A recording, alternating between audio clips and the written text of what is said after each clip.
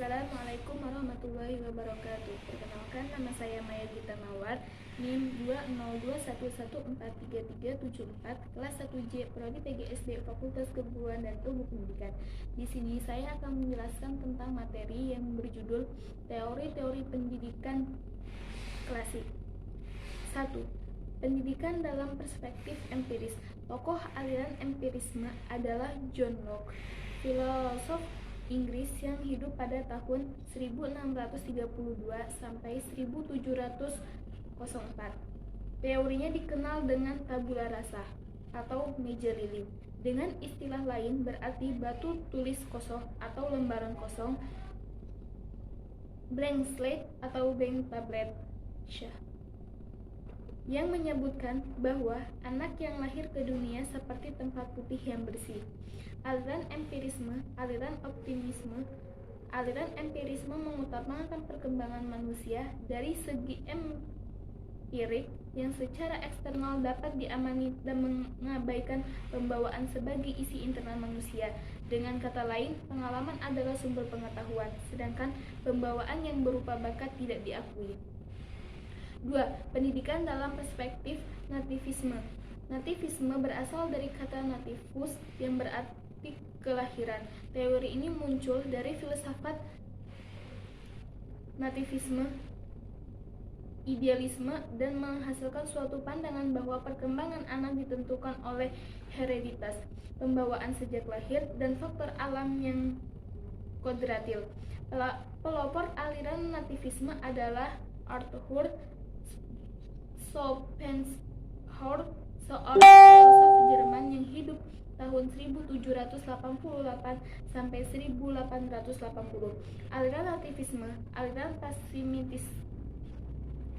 nativisme menyatakan bahwa perkembangan seorang merupakan produk dari pembawaan yang berupa bakat.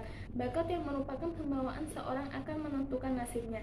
Aliran ini merupakan kebalikan dari aliran empirisme.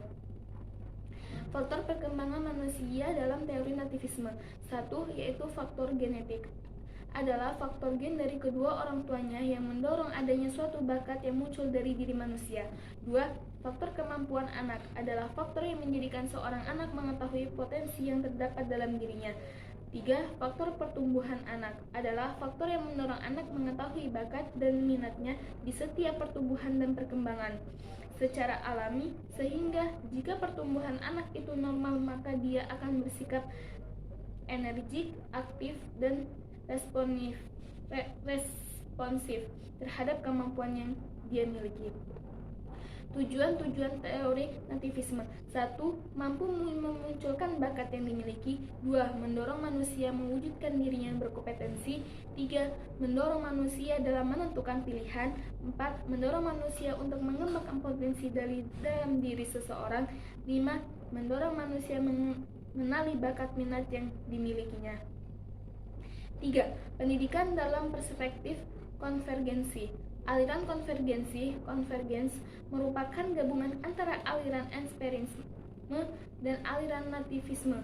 Aliran ini menggabungkan arti penting hederitas, pembawaan, dengan lingkungan sebagai faktor-faktor yang berpengaruh dalam perkembangan manusia. Aliran ini berasal dari ahli ilmu bangsa Jerman bernama William Stem.